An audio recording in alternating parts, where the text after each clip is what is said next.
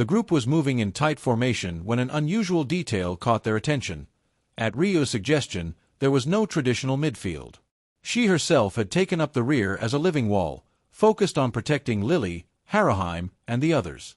From this position came the Fox's excited and somewhat exaggerated shouts, celebrating how much Belle seemed to have become smarter because of her way of using battle words. The scene yielded a mixture of pride and embarrassment, but the moment was short-lived. The calm was brutally broken.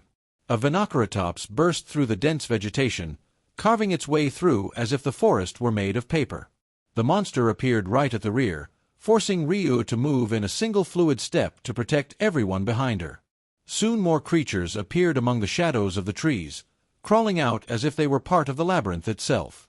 Belle immediately reorganized the group, sending Welf and Mikoto to reinforce Lily while he held the front line alone. Even while blocking heavy attacks from the monsters, he maintained enough presence of mind to reflect on the situation. They weren't there by choice, but because of the forced mission that was nearing its deadline. This pressure began when Lily, with her usual disgruntled expression, explained that the guild had decreed a new mandatory explorer update. When a family reaches a certain level, they must participate in expeditions and help advance the labyrinth, and now the Hestia Familia was trapped in this machine. After long months dealing with faction wars and dangerous events, there was no more slack for the group. To make matters worse, even though the previous objective had already been technically fulfilled, reaching floor 25, the guild document was reinterpreted in a, shall we say, creative way by Lily. Due to the combination of high levels, alliances with other factions, and the presence of A-class adventurers, the new target became the 29th floor. The goddess Hestia complained loudly, accusing Uranus of forcing Belle into a journey of suffering and heroism before its time. Thus, the group ended up descending to the 29th layer without external reinforcements, without a broad alliance, and with the uncomfortable feeling that they were once again being pushed into something bigger than they wanted. Even so, in that suffocating forest where monsters sprouted from the shadows, the group advanced, tired, pressured, but incredibly united. The advance to the 29th floor did not happen willingly, but because of the guild's pressure. After months dealing with wars, conflicts, and even the incident at the school district, the Hestia Familia was once again pushed into a mandatory mission, now with an even greater demand. The simple objective of reaching the 25th floor was no longer enough. The guild document contained new demands, dubiously justified, suggesting that the presence of high-level adventurers should make everything easy. Lily's reaction upon reading the report was a mixture of indignation and resignation, while Hestia tried to understand if it was related to Uranus's deeper plans. In the end, the group had no choice. They needed to advance deeper into the labyrinth. Even with this burden, the situation wasn't as desperate as it could have been. With Belle and Ryu on the front and rear lines, two first-class adventurers, the team had a solid base.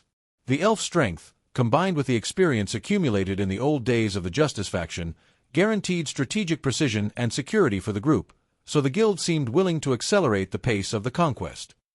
The destructive power of Welf's magic sword, Haruheim's level-up, and Mikoto's tracking abilities further reinforced the team's balance, compensating for the absence of Aisha and the other usual allies.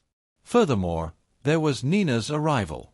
Initially seen as a risk by Lily and Ina, she insisted on participating in the mission even though she was a novice.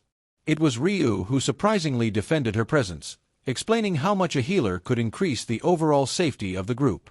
With that, Nina ended up accepting the role seriously, even having to deal with direct and demanding orders during combat. Despite the pressure, she responded well. Her healing magic reached Welf and Mikoto with precision, even as they advanced in the heat of battle. No praise, no pause, just hard work, as if she were being tested every second. And yet, she stood firm, determined to prove that she could keep up with the pace of the Hestia Familia.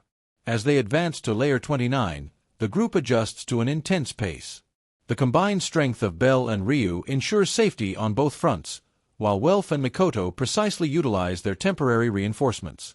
Haruheim maintains the energy flow for the group, prolonging effects and sustaining the attack, while Lily manages the formation firmly, even if her orders sometimes seem almost military. It is in this scenario that Nina's presence becomes a point of attention. She joins the expedition determined to help, but quickly realizes that dealing with real combat, even more so alongside such strong adventurers, is much more demanding than she imagined.